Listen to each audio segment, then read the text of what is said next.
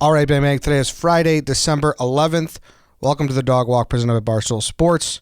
I'm here with Allie. Allie, how are we? Good. How are you? Good. We got a big one today. We do. It's a big one. Two-parter. We got two-parter.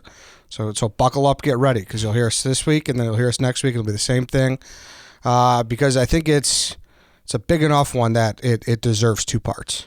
Yeah, there's a lot going on. Yeah. So today we're going to be covering the death of JonBenét Ramsey, which is widely regarded as the biggest mystery, the biggest, whodunit in probably the last 30 years for sure. Yeah, it's a more recent one than a lot of cases that we covered, just because it's hard to cover recent cases when you don't know enough. But this one wasn't that long ago. I mean, last week we were in the 40s, so. Yeah, exactly. We were in the 40s, exactly. And it happened in 96, so. But I always see she was born in 1990. I was born in 1990, so I was like, oh, damn, like she was, that's, 30 years, whatever. So before we really kick it off here, I do want to talk about JP Graziano's. I've been saying it all week, guys. Christmas is right around the corner. You want to make sure you go to jpgraziano.com and you get hooked up with an antipasti tray, a sub tray, or how about a dessert tray. I'm looking right now. They got the cannoli chip and dip tray, which I talked a lot about yesterday. They also got the butter cookie tray. How does that sound, Allie? Sounds pretty good. I could use one of those. There you go. Yeah, it's 1 pound of delicious butter cookies topped with sprinkles and nuts and filled with flavored butter cream. They got the party cannoli, which is a large cannoli shell filled with 18 mini cannolis. That's also a good one. I want the party cannoli. You like that? That sounds the best? Yeah. Just for me, though. There you go. Yeah, you the big cannoli. There you go. You'll be good to go. So just a ton of good stuff over there. Like I said, they got an antipasti tray. You could go over there. You could build your own. Pick whatever meats and cheeses you want. Same thing with the sandwich tray. If you want to go in there and say, hey, I want a little bit of Italian, I want a little bit of American, they'll do that for you. Just go to jpgraziano.com, pre-order. Jim will take care of you for Christmas or, whatever you guys want to do it for. If it's before Christmas, after, they'll be there for you. So go to jpgraziano.com and make sure you get that in. So, all right, Allie, JonBenét Ramsey, where do we want to lead off here? All right, let's just dive in. So JonBenét Ramsey, she was born August 6th, 1990. She's a classic 90s baby. She was born to John and Patsy Ramsey, who they all lived in Boulder, Colorado. She was known for being a beauty pageant star. Even though she was really little, her mom put her in pageants right away. And I believe her mom was a beauty pageant star herself, too. Yeah. When she was younger, so. She was. So this is like Honey Boo Boo shit. Yeah. Yeah. Honey Boo Boo gone wrong. Yeah. So, unfortunately, she was only 6 years old when she died, so brings us to Christmas night, actually, of 1996. To give you guys a little holiday case in here. Yeah, that's why it also makes sense now, too, because it happened on Christmas, and these are obviously the weeks leading up to Christmas. And we should say, too, like, we're just going to run through this. A lot of people might know it already, but it's gotten to the point where it's so long ago, like, I wasn't that familiar with it. So yeah. I'm sure there's a lot of people in their 20s or early 30s who don't know anything about it. So we're going to run it through it here, and then we're going to get into, all the details after. So yeah. Or there's a lot of people who have heard of it but don't know the specifics or haven't gotten, like, they know the name. Yes, because it's such a unique name, Right. JonBenét Ramsey. Right. Like it just flows so well. So that's why we're going to run through it here. So yeah. So here we are. So it's the evening of Christmas in 1996. Yep. So Ramseys are coming back from a Christmas party. They had a good Christmas. They put the kids to bed. And on the night of Christmas into the 26th, again, we're in 1996 here. So all the Ramseys, everyone's asleep in their bed. Miss Ramsey, so Patsy Ramsey, she wakes up around 5:30 on the 26th. Then she gets up to go make the coffee, and she finds a ransom note on the staircase. So, little does she know, she wakes up, before dawn even. She finds this ransom note. And JonBenét she's not in her bed. So right off the bat, she's like, oh my God, she's been kidnapped. Calls the police immediately. I don't know. My question would be, like, did she take the time to read the ransom note? Because the ransom note was 2.5 pages long. So it wasn't just like, hey, your daughter's gone, give me money. It was like they wrote her a short novel. It was huge. Yeah. Like huge. And it was very, I guess you could say it was well written. I mean, there at least was a lot of thought into it. You could say if it was 2.5 pages, right? Yeah. Like, think about if you were to sit here and handwrite 2.5 pages right now. It's a That's lot. not quick. No, that's a lot. Exactly. So I don't know. So she found the note first before she realized that she was gone, right? Like, it wasn't like she checked the room first. She just walked down the spiral staircase. Right. She said like she had walked down to go make the coffee. The note was sitting there on the staircase. Then that's when she went up and allegedly realized that JonBenét was gone. And so the ransom note was asking for $118,000 exactly for JonBenét's return, which, right off the bat, it's like, wow, that's a very specific amount of money to be asking for. 118. Like, why? How did you get there, right. Robber? Like, what's wrong with 100,000 flat? Right. What's like, why not round it up to 120? What's 118 specifically, which ironically was also the same amount of John Ramsey, so JonBenét's dad, his Christmas bonus that year. So he was a very successful businessman. So we're in this ransom note, it's stating they want essentially exactly the bonus. They want the Christmas bonus without saying that exactly. Yeah, so that kind of puts your antennas up. It's like, okay, who knew that he was awarded 118 from his work? Like, this is, someone had to have known that. So that was obviously a small amount of people at his work, or maybe he told someone. So that kind of narrows it down there. But obviously, this story has a million twists and turns there. So we'll just keep going until we get there. Yeah, we're just dipping our toes in. Yeah. So the ransom note also specifically directed the family not to call police. And Patsy found the ransom note before she called police. So, but right off the bat, I mean, she went down at 5:30, found the ransom note, realized JonBenét was gone. But I mean, by 6 o'clock, police were there and searching the house. So right off the bat, she was not maybe necessarily concerned with that direction of not calling the police. So police come to the house. They're doing a search. They can't find JonBenét. So at this point, it looks like a kidnapping. And JonBenét's body wasn't found until, much later in the day. Like 9 hours later or something, right? Yeah. Which... And we'll get to where she was found and everything down the story. But so the police get there, and I also saw that they scanned the whole house, and there was one room they didn't go in for whatever reason. It was the other side of the basement, which, I mean, listen, if you know the story, you know what's there. So whatever, the guy said it was locked, and he's thinking, okay, if someone was getting away, certainly they didn't lock that behind them, so they didn't check behind this door. So the search goes on. Nobody knows where she is, and at this point, she's assumed kidnapped. They're trying to get the money back. They're trying to get the money rounded up. They're trying to have someone claim this reward because they think she's still alive. Right. Yeah. So all we know at this point is it's kidnapping, and like you said, so police, when they're searching the house, if that door is locked, you think it's kidnapping, it's quick in and out. They're not going to take the time to lock the door behind them. They didn't end up checking the room, which, obviously hindsight's 20/20. But if they were to have checked that room, like, this case could have turned out so differently. But unfortunately it didn't. So Linda Arndt was the first detective on scene.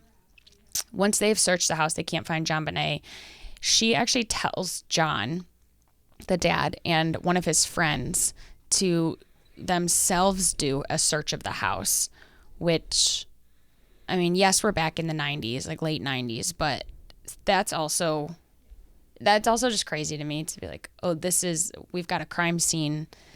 Let's let the family of a potential victim search the crime scene. Yeah, and that's a detective too. Like, that's not the police rolling up. The first guy who searched the whole house with, I believe he was with a partner, and they searched the whole place, and he's the one that disregarded the one door to the basement. This is the detective who knows what they should be fucking doing. Right. Who knows that everybody in there is going to contaminate things and make things more difficult for actually finding out what happened here. So yeah, it seems weird for sure that he would tell, that Linda Arndt, the first detective, would say, hey, just search around, see if you could find her.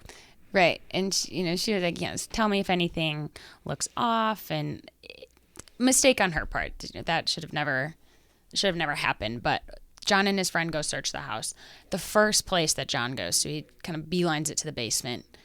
They're looking around, and they end up checking that locked room, that little room in the back. And that's where They find JonBenét's body. She's already deceased. She has been strangled and beaten. We'll get into a little bit of the more specifics of that, but initially, John grabs JonBenét's body and runs her upstairs. So now, right then and there, we've got contaminated everything. You know, essentially, this crime scene is now, the entire thing is contaminated, which I fully believe hurt the investigation to even, they might have been able, not to say they would have been able to solve it, but they might have been able to if, you know, the evidence wasn't tampered with.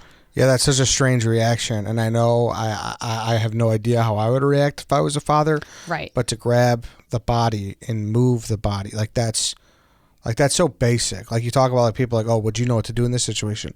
Would you know what to do in that situation? Mm-hmm. You don't know everything. You know, I don't know how I would handle a mountain lion attack. Right. You know what I mean? But yeah. I think it's basic knowledge that you should never, ever touch or move the body. Yeah. I mean, let alone they shouldn't have been in the crime scene either. But yes, even prior to them searching the house, finding the body, I mean, it's the only area that the police or the detective, whoever, blocked off was JonBenét's room. So they didn't block off the rest of the house. People were walking through the house. There was family that came by after when they heard that was going on. They wanted to help out, and they're moving shit, like they're cleaning around, thinking they're helping. I mean, it was a botch job from the jump, and the police took a lot of heat for this. But it's, what else can you say? It just seems like a fact that they just didn't attack this the right way from the get-go. So. Yeah, which definitely ended up hurting things. But, you know, he moves her body. So the crime scene is contaminated just all around. I mean, evidence was still taken, but it was less credible in that sense because you never know who's going to be touching who and what's going to be on what. So when JonBenet was found, she was covered in a blanket. And so, you know, you can obviously try and pull evidence from that, but John, the dad, also covered her up in another blanket as well. So, again, still contaminating stuff and adding stuff to the crime scene and what have you. So, ultimately, though, JonBenet was found, like I said, strangled and beaten. Her mouth was covered in duct tape, and her wrist and her neck were wrapped in a cord, which was said to have been used to make a makeshift garrote. I mean, for those of you guys who don't know what a garrote is, it's, you know, trigger warning if anyone's queasy, but it's essentially a choking device, and you have like two handles on each end of a rope or a cord or something. You use it to like pull. Yeah, so it's like someone. It's like a kind of like a manual noose in a sense, where it's like so instead of hanging, it would just be someone, you know, using it, and that's a very damning piece of evidence right there, right? That in and of itself is clearly an intentional weapon.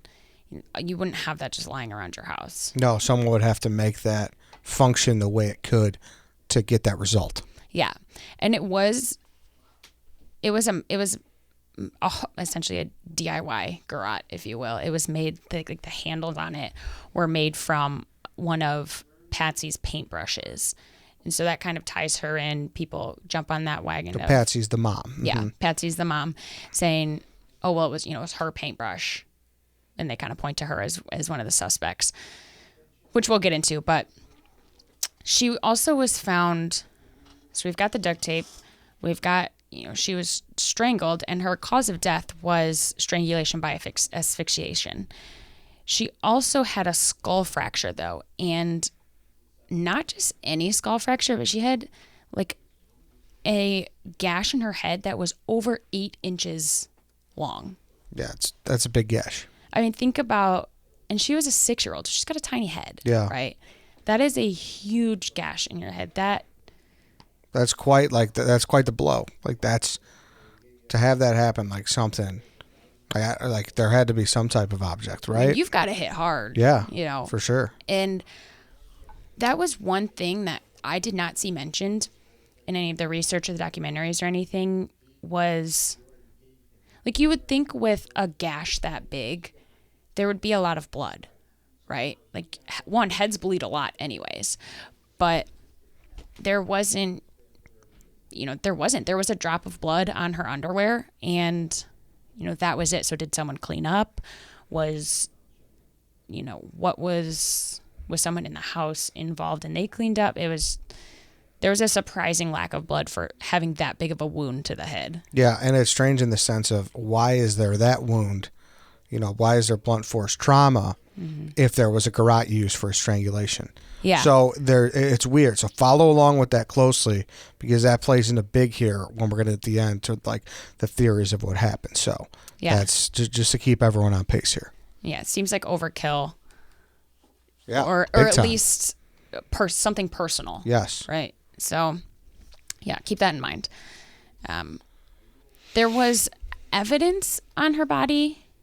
There was sexual assault. However, no semen was found in or on her body or left at the scene anywhere. And it was also said that her genitals had been wiped clean.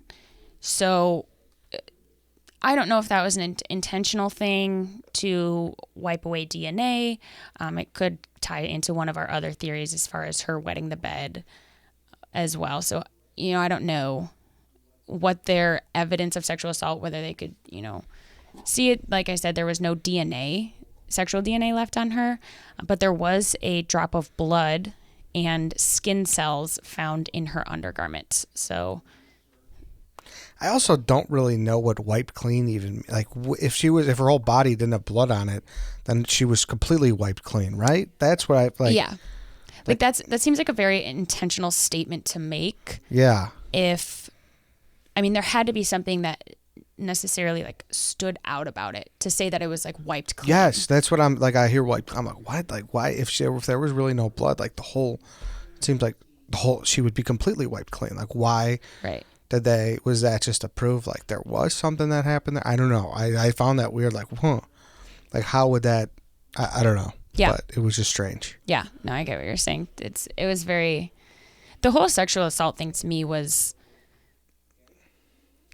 I don't know. There was almost like a lack of evidence because there was the only DNA found yes, there was a drop of blood and it was said to be an unknown male's drop of blood. So, okay, we've got that. We've got, quote unquote skin cells. But other than that, there had to have been something else for them to claim sexual assault. It's just like, you've got to have, that's a bold claim to make, right? Like you've got to have something there. And that could be in, like I said, we're going to get to it. That could be into where they were assuming of who did this, like what they were after, but. The only other thing that crossed my mind with her being sexually assaulted was it, for lack of a better word, I guess, was it fresh?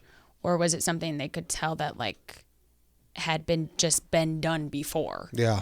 So, I don't know. With that, it definitely plays into some of the theories. But like I said, John Ramsey immediately picked up the body, which, again, could have been involuntary. Maybe he knew what he was doing by doing that. You could definitely say that was an intentional thing to do. But there was just... So when the autopsy was done, it was found that she had an undigested piece of pineapple found in her stomach, which... To me, with all the theories, it's an interesting thing to put in there. Yes, that's definitely part of the autopsy that's done, is finding the contents in the stomach to see what they last ate. Maybe you can get some sort of a timeline from it. But her parents said that they didn't feed her pineapple. So crazy. That was... Crazy part where it's like, whoa, we have pineapple here. We didn't feed it to her. And that's like, okay. Yeah. But...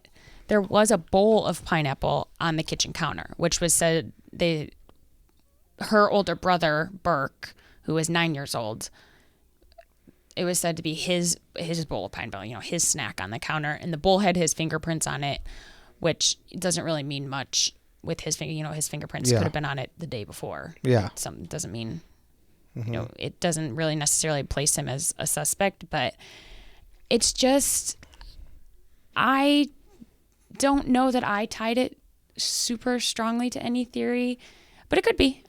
It's definitely a weird thing to say she's got pineapple in her stomach, but her parents didn't feed her any. Yeah, and it could be as little as, she walked by and he gave her one or, something like that. So who knows? But it is strange. It's like, okay, then if we didn't feed it to her, where did she get the pineapple from? But then, of course, when you see that he had it, it kind of like brings it down a little bit, but it's still interesting nonetheless. Yeah, it's just something to note in there. And I guess it can tie to a theory for sure. But back to the ransom note. So right off the bat, the ransom note is really weird. It's 2.5 pages long for a kidnapping ransom note. Keep that in mind.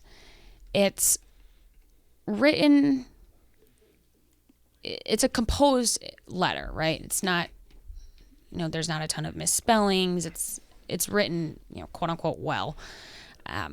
And it had, it said, don't call police. It said that the kidnapper was going to call between 8 and 10 a.m. to tell him how to give him the money, give him directions. But, Patsy calls police. Police come. Like I said, they're there by 6 a.m. So they're searching the house. They're trying to find out what's going on. That window, that 8 to 10 window, comes and goes. And neither John or Patsy make note of it, make a big deal out of it. Like, again, we don't know how people are going to react in these situations. But if you've got, your child is kidnapped, you've got a specific timeline of when who took your child is going to call, like, you would think that would be a pretty big deal. Yeah, definitely. And I saw somewhere too that he might have made ways to go pay it. Like he might have made some type of transfer to make this happen, but I don't know exactly what happened. Mm-hmm. There was obviously a breakdown at some point because A, who really knows if this person existed? B, how seriously was he of it, and who really knew so much of the situation? So I don't know. It's still very strange. So, and this is all before JonBenét's body has been found. Mm-hmm. That 8 to 10 comes, no one calls, and to me, the weirdest part is they find the body in the house. There was no kidnapping. There's this ransom note about this kidnapping. It's a really long ransom note, but JonBenét's found in the house. I mean, she was never kidnapped. Mm-hmm. So it doesn't fit. Nothing about this fits. Last thing about the ransom note is it was written on paper that was already in the Ramsey's house. So essentially they had stationery or paper that was already in the house. So if you were trying to kidnap someone, you're trying to get in and out. The whole family is home. They're all, asleep. The chances for them to wake up, for the kid not to make any noise if they haven't been, drugged or anything, and to get in and out, get the kid, not wake anyone up, not disturb the whole entire household, but then to sit there and write a 2.5 page letter. Yeah. It's not, it doesn't make sense. Though and even if they wrote the letter after and went and placed it back up there really quick, you don't write, so it had to be pre-written, but how could it be pre-written if the paper was there? Yeah. That's the catch up. The note is the craziest part about this all. Yeah. I think by far. I think it's one of the biggest pieces of damning evidence because there's just so many things that don't fit about it, especially the fact that it's a ransom note for a kidnapped girl that wasn't kidnapped in the first place. Mm-hmm. It doesn't make sense. No. And so, all right, we've got this ransom note that doesn't make sense. We've got a request for John's Christmas bonus. Police end up questioning John and Patsy. They end up questioning actually Burke too, the brother. The parents are pretty cooperative at first until, they're made to be suspects. They're, named as suspects, and then they pretty much stop cooperating or make it a little bit harder, which, I guess I don't blame you. If I'm a suspect in a case, I'm probably not going to be, I guess, as easy to do everything that police say, right? Yeah. They're trying to nail someone for this, so you've got to look out for yourself as well. Yeah, you got to be careful for sure. Yeah. With everything. So other evidence that was found in the home, if we're going with, we can kind of go one of two ways here. First way is someone in the house did it, or someone outside of the home came in as an intruder and they did it. So if we're going with that theory, The other evidence to support that would be there was a boot print that was found. There was a window in the basement. The window was broken, and there was a boot print found next to where JonBenét's body was that didn't match anyone in the house. And when I say the window is broken, I don't necessarily mean like it was like smashed in. They just had like a wide open window. It was like to close it, the latch. Yeah. Like it wasn't closed correctly, so it was partly open. And, all right, that's a way in if you're looking to get in a house. Definitely. And, it's obviously, it's not like it's a window on the second or third floor. You've got direct access right there. The boot print is definitely an interesting, if we're going with the family did it, I don't know how that would fit into it, because if it doesn't match anyone in the family, that could definitely point to an intruder being in the house. But like I said, there was also the drop of blood in her underwear was from an unknown male. I don't know. That's, we are still in the 90s, so I don't know how good DNA technology was. And being only a drop of blood, I don't even know that we would be able to retest it today as far as like developed technology goes. Yeah. But it was entered into CODIS in 2003. And at that time, no matches have been found then or now. Okay. So that's where we are. So that's entered into CODIS. And then, so yeah, I think that's basically laying down the groundwork, right? Right. So now it comes down to, like you said, who did it? Who do you believe did it? Okay. Because we don't fucking know. Right. Yeah. We don't know. It's either one of the parents, the dad, the mom, possibly the brother. How old is the brother? Brother's 2 years older than her? Yeah, he's 3. He's 3 years 9. older than her? Yeah, he's 9. She's 6. Yep. Okay. Or obviously someone broke in and did this. So we've got, that's a pretty good pool right there of Yes. suspects to start with. The police definitely had their work cut out for them. And like I said, the parents were questioned. Burke was questioned. They gave DNA samples. So police got their DNA. They actually also gave handwriting samples, obviously to match up with the ransom note. And that was eventually, they were cleared except for Patsy, the mom. They said it was not close enough to call it her handwriting, but she wasn't cleared like immediately like John and Burke were.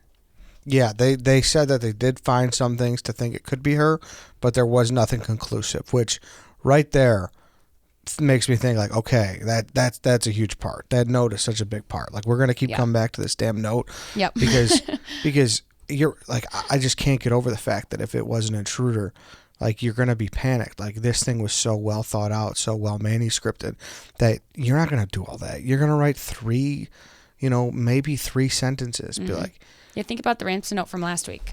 Yes. Yes. Written on the wall. Yes. One sentence. Yes. I took your daughter. Here's what I want. Here's what you got to do. Yeah. Like, what else is there to say? Yes.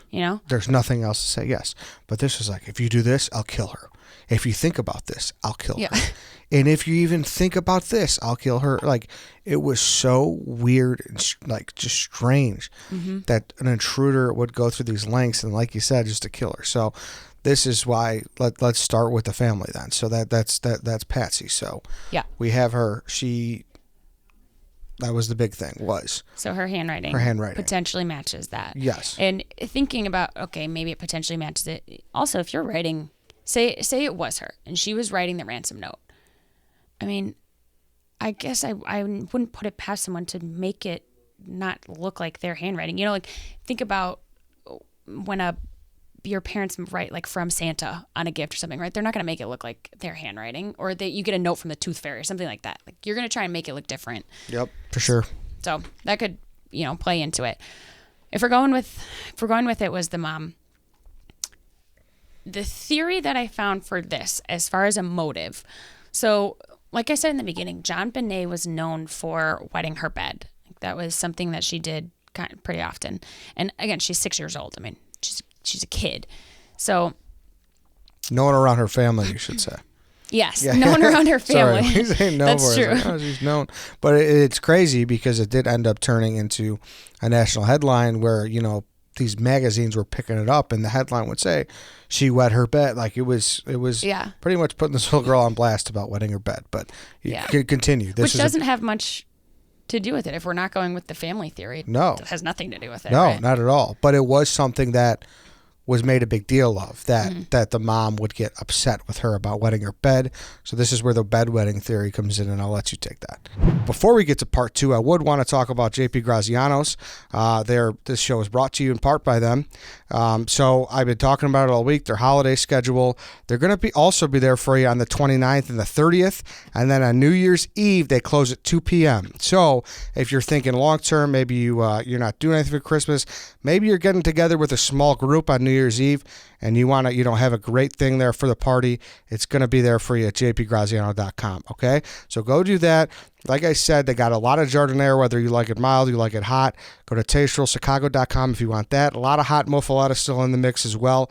So maybe you're making beef sandwiches on New Year's Eve, and you want to go with that. That's there for you as well. So make sure you get that in. They're going to be closed January 1st through the 18th, giving the employees some time off, some time to be with some family. So jpgraziano.com for your sandwiches for everybody that's in state here in Chicagoland area. And then, of course, if you're out of state and you want to get some peppers, go to tasterillchicago.com. All right, so let's kick it off here. Here's part 2 about the death of JonBenét Ramsey.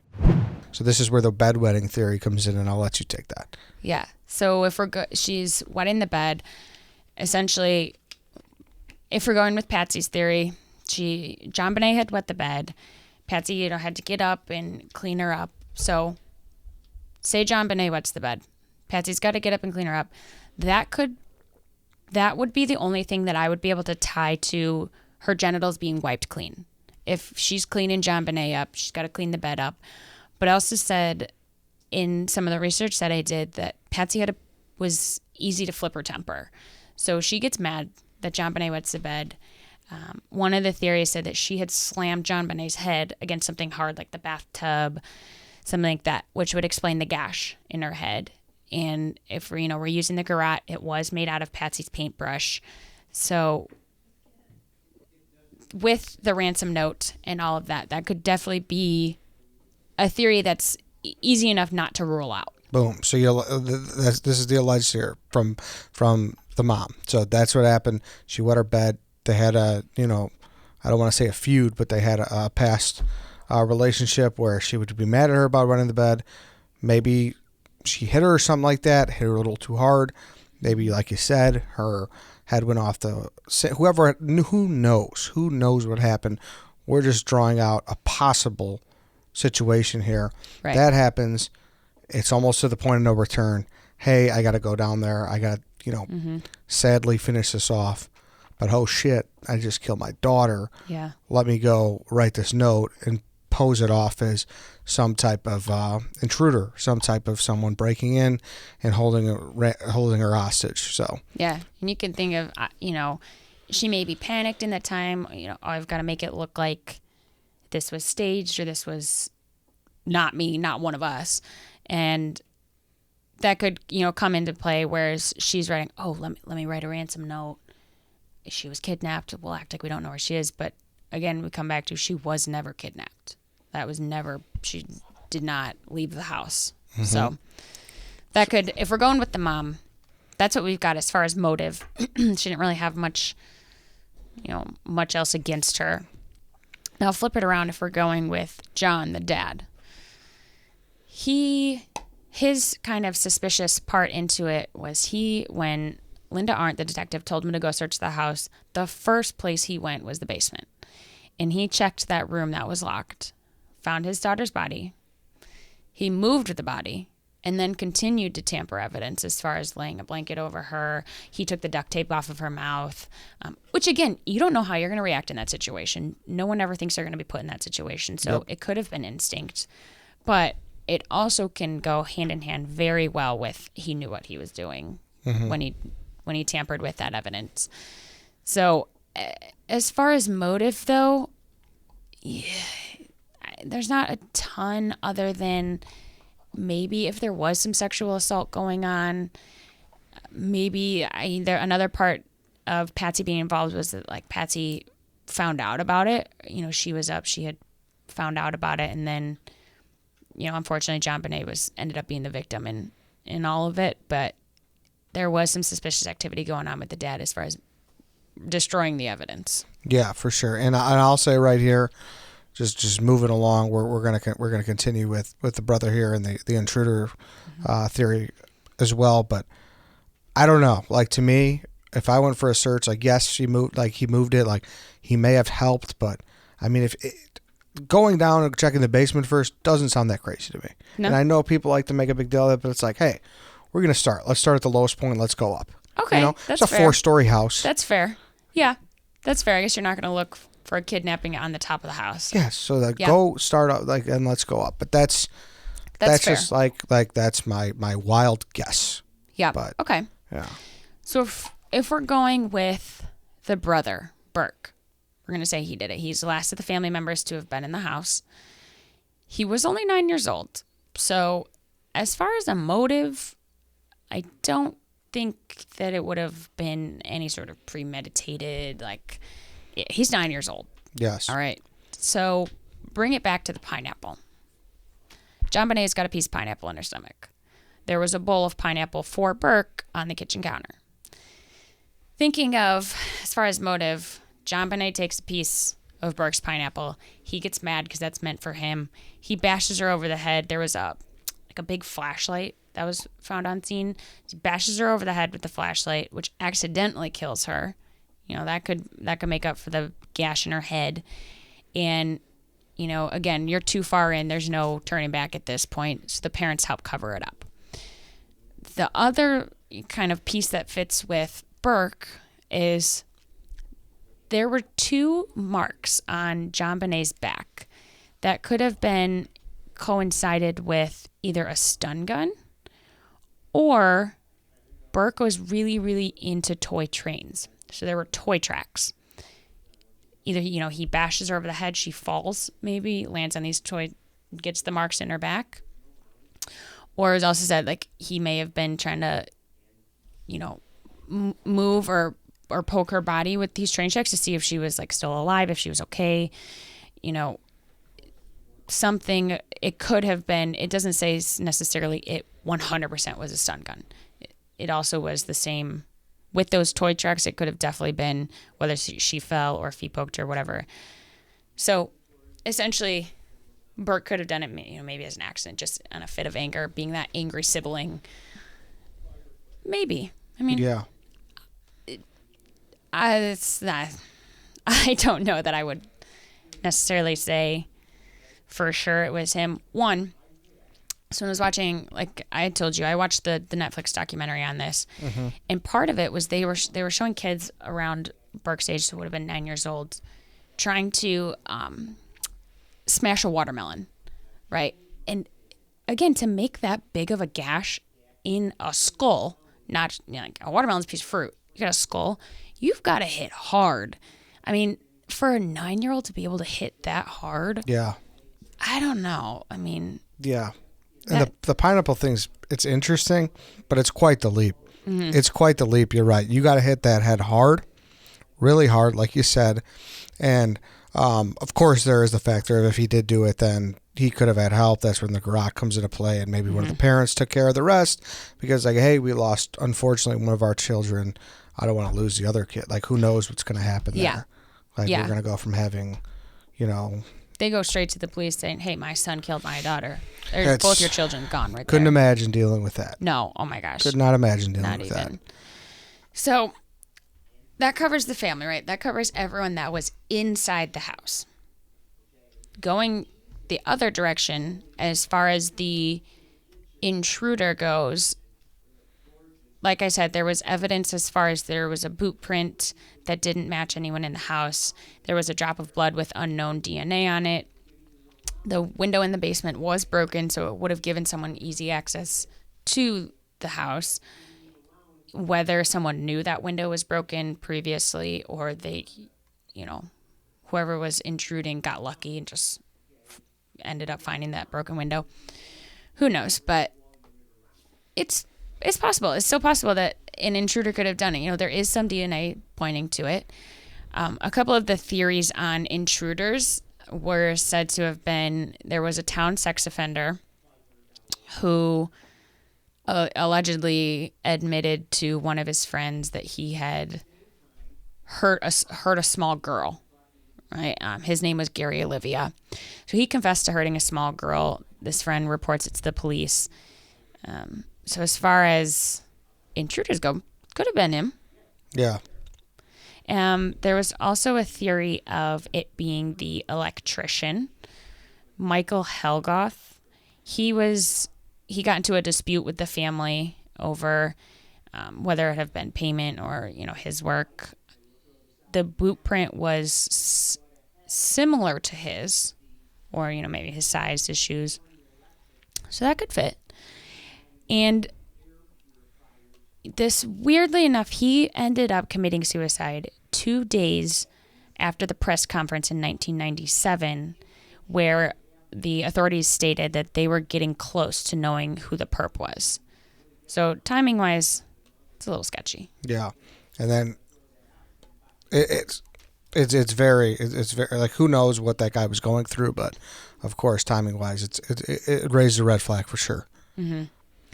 So, I mean, I guess if we're going with that, thinking of it, he would have known the house, right? So he may have known that the window was broken in the basement. He, could have used those supplies as far as like the paintbrush goes to make the garage, or known to take her to that room in the basement that she might not be found as easily there. Or, would have been able to find paper to write the note quickly, things like that. He would have kind of known the lay of the land a little more than if we're going with the town sex offender ended up breaking in. You've got to search for that, right? You've got to search for the paper. You've got to find the room in the basement. So, all right, that's a liable suspect. Mm-hmm, There's also, so a school teacher, one of JonBenét's teachers, John Carr, who he confessed out of the blue in 1996, just claiming to have killed her over, being sexually attracted to her, having been a sexual fantasy to, sexually assault her and killing. She ended up being killed because of it. That's really, other than his claim to have done it, there was not a lot more tying it to him. Yeah, he could have just been a wacko who was like, I want, to be in the limelight here, but there was not much physical evidence that connected him, so it's kind of hard to do. It's kind of hard to do anything with that when there's no physical evidence. Right. You can't rule him in, you can't rule him out. Yeah. It's not the most leading suspect. Then a couple more. The housekeeper, Linda Hoffman Pugh. Pugh looks right. Pugh. She was the Ramseys' housekeeper, but she was struggling for money. Again, she had access to their home. So if she would have known about John's Christmas bonus, she would have known to ask for that amount of money. That could be, okay. It's plausible. Yeah. Again, the electrician would have known the lay of the house. The housekeeper would have known the lay of the house. It's definitely plausible. I didn't see anything as far as a boot print goes. I don't know if they measured her foot or any shoes that she had, but that didn't come up. And last but not least, the neighborhood Santa, which was also something that the media latched onto. Which, of course, this is a murder that happened around Christmas. And now you're going to point to the neighborhood Santa. Of course, that fits well, right? They're trying to sensationalize whatever you can. Mm-hmm. You can run a huge story with that. His name was Bill McReynolds, and he seemingly took a noticeably unusual interest in JonBenét. Like I said, saying, I'm going to give you a special gift, or Santa's going to come visit you later, which nonetheless that's creepy. Right? Yeah. That's not to say he's a murderer. No. His only other tie to JonBenét he had this vial of glitter that JonBenét had given him. He kept it or held on to it. And he had told his wife, I want to be buried with this. And oh, wow. Yeah. Which he died not long later. So he was sick, and he knew, he was like, I want to have this with my ashes. And so okay, that's a little weird. Does it make you a murderer just because of that? No. No, yeah. Are you the weird uncle who's actually a pervert, or are you the weird uncle who's he's harmless, but he's just right. Yeah, exactly. It's a tough line, but if regardless, going through this whole thing, and which they like to call the intruder theory, we just listed 5 or so people. a big basis, obviously, besides the housekeeper who might have been hurting for money, a big basis here is pedophilia. A lot of people thought that there was some type of ring maybe that was involved here, because, and I'm not saying it's right or not, but she was, how would you put it as a woman? Like she was, she wore, like she was like well advanced for her age. Was, I guess she was more flaunted to, whether it be the media or the public eye, being that her mom put her in beauty pageants. She did have the whole get up, the hair, the makeup, making her to be perceived as older, or like she was dressing up and being perceived as, I could see how that could make her an easier target than just like any little girl. Unfortunately, that's like, I feel gross saying that, but yeah, exactly. You know what I mean? It could put her in the limelight, unfortunately, as far as like weirdos and pedophilia goes. And she was just out there. Like she won contests. Like if some weirdo or pervert was there, passing by like that, and she hopped on their radar, like that's not going to be like, someone's, hey, like there's a kid that lives down the street from me, but it's like, hey, he's not out in the limelight. Like he's a 6-year-old kid. He's playing ball in the backyard. Like right. It's a little different when she's so prevalent in, what she does is her hobby or and like activity. you said, she was winning stuff too. Like she wasn't just like some girl in a beauty pageant. Like she was winning stuff. She was well known, as far as like child beauty pageants go. So yeah, that could have definitely put her in more of a position to be targeted than just some, your run-of-the-mill little girl, which is unfortunate. So what theory are you going with? What do you think? This is what's interesting, right? Because I watched, I was pretty deep into this one, I'll be honest. Like I said, it was, similar age, so I didn't really follow it because I was too young to really know what was going on.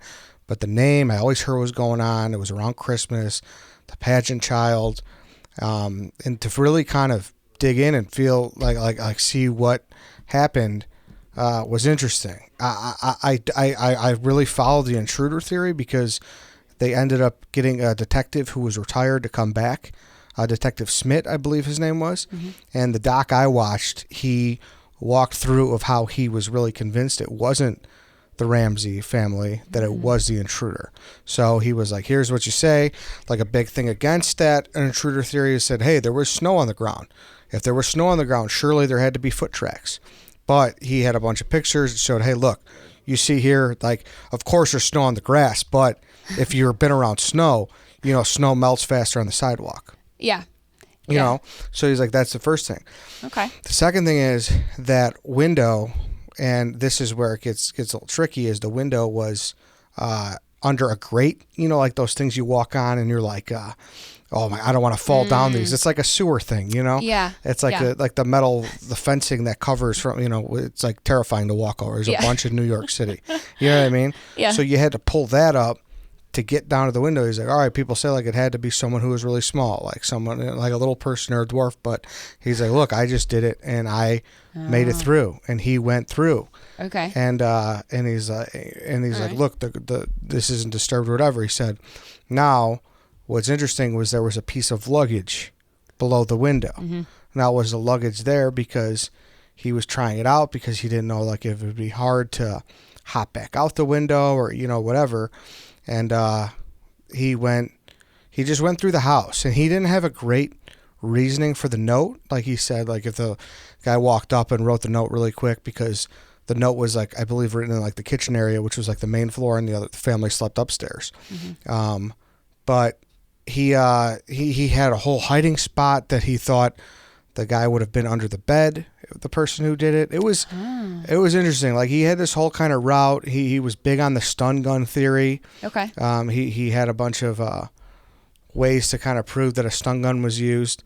And, the same thing with the garrote, and like being like, how would that happen? Why was she strangled when she was clearly hit in the head with something? So he definitely opened my eyes to that a lot. But in doing more research, a big thing they found too was with going through the grate and everything and, hopping through the window.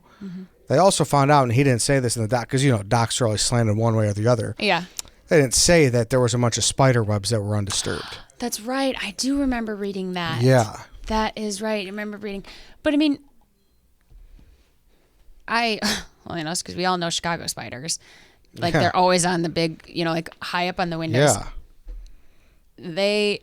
It doesn't take them all day to make a web, right? No, not at all. What are the chances that he did, get in and out and a spider made a web after that? I mean, she was down there for plenty of hours sitting there. So, that could have came. I do remember reading about the spider webs, but again, that could have been made after. And now, was it a thing where he locked the door behind him? Oh, as far as the room being locked? Yeah, because I'm thinking, wait a minute. I haven't seen anything that doesn't suggest that he couldn't have just left that window open, locked that door behind him, and then walked out the front door. Yeah. That's true. But I don't know how that door was locked, yeah, I was just going to say, I don't know. If you can lock the door if the door was locked from the inside, you can flip the lock, close the door, and the door's locked, right? So maybe it would lead someone away from looking there because it's locked. But versus if it was locked from the outside, anyone could have unlocked it, locked it. For sure. So I don't know. I didn't read how it was locked. I assume it was locked from the inside. Just because when the police searched the house, we're like, oh, this is locked. Yeah, if they could have just undid the latch, they probably would have. So I guess that throws out my theory there, unless if it was a lock where I could literally lock and I could close the door behind me. Right, which you could, Yeah, that could. You grab the handle, you lock it, you walk out. Yeah, there's no. At least I didn't read, but in my head, there's no saying that it's a latch lock. Which would need to be. Didn't say what time of lock. I'd be interested to know what kind of lock it was. That's important, I think. Yeah. Because if it's a latch lock, that's okay, clearly, whoever it was went out that window. Mm-hmm. Yeah. Or if it was interesting. So we'd be dealing with two doors though, right? Because if he didn't go back out the window and went out the front door, that's saying because that room in the basement was also locked. So you've got the basement room being locked, and if he would have walked out the front door, that would have also had to lock behind him. Yes. So we've kind of got two doors. But wait a second. So are they insinuating then, if the door locked from the inside, are they insinuating it was such a cover up, or it was such a planted crime scene that if it were one of the Ramseys, that they didn't walk up go through the window and up the grate? You know what I mean? Mm-hmm. Okay, so you're saying if they were to make it look like it was an intruder, they could have just gone and done that. That's true. I guess, yeah. That makes me think that the lock definitely could have been locked, and then they could have locked it behind them, right? So, knowing that if someone's going to search the house, they're going to find a locked door or no signs of the door being broken. Yeah, but also it's if you're going to... it had to have been able to be locked from the outside. It had to have been. From the outside? Yes, because Which even door? if it was the door to the basement. Okay. You know what I mean? Yeah. Well. Sorry, we're I know. So all Now over I'm the place so with onto locks. this lock thing. So you know what I mean? Look, if it was locked from the basement, but it wasn't the door. It was an extra room in the basement. Yeah. So that room. So let's just say that room. So that room, and that room led to the window. Right? I'm pretty sure it was. Oh, you're saying the window was in that room? Yes. Okay. Yes, which I'm pretty sure it was. You know what? I don't know. And I guess I was assuming that the window was outside of the room. Okay. So that's where he locks it. He walks out. He goes out the window. But either way, though, someone had to leave that room, so it definitely wasn't a lock.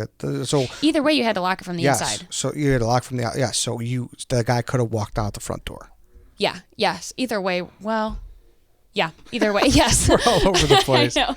Sorry. Yeah. Either way, he would have had to. He could have walked out the front door. 100% could have. I think so. Unless if someone's going to be like, hey, no, here's the actual lock. If they, maybe someone's got photos or something. People are so good about, having everything. So there's please let us know. Reddit hole that you go down. For sure. But I'm so concerned about the lock right now and how the basement was set up. So I don't know, but that's whatever. That's certainly there could have been something about pedophilia in one of these people, or maybe not one of these people, maybe someone else who just saw a big mansion or knew of them somewhat. Certainly, it could have maybe been an intruder, but going back to the family, I don't think it really was the brother. Yeah, I don't think so either. Yeah, I don't think it was really the brother. The interesting thing about the brother is, if you notice, or you probably don't know, but if you know about the case, you know that he went on Dr. Phil a couple years ago, and was pretty strange. Yeah. I'm sure you'll YouTube the clip after I say this, but he was talking about the case. It's the first time he came out of hiding, I should say, not just being away from the public eye. Rightfully so. Who would want to deal with this all the time? I completely Especially understand. when he's a kid too. For sure. That he was, the whole time he was telling the story, he was smiling. Yeah. He had some odd behavior. It was odd. And Dr. Phil went out and he defended him after. And he's like, no, listen, like, I understand it was weird, but like, he could just have anxiety. And he could. Like, I'm not sitting here like completely, I'm not insinuating anything at all. Saying like, oh, well, that's like, yeah, he's laughing. He did it. Not at all. But I'm saying it was strange. Definitely strange. And you can appoint that to a bunch of things. It's definitely something to note. And who knows, because who knows if it were someone in the family, say it was one of the parents, like, does he know that? Because Patsy had originally said that he was asleep during all this, right? She was the only one awake when she found the ransom note, discovered JonBenét was missing. But so she said everyone else was asleep. But if you actually go back, they did a breakdown of the 911 call. And you can, if you listen to the breakdown, like, you can hear a kid's voice in the background. So if that was Burke, like, and he wasn't actually asleep. Yeah. Why lie about it, I guess? And it could, go back to, like, this could have traumatized him. You're losing a sibling. Like, maybe that points to his weird behavior. For sure. Definitely something to note. And, like, listen, like, I totally buy that anxiety is a thing in this situation, because you're talking about what happened to your sister. You're on national TV.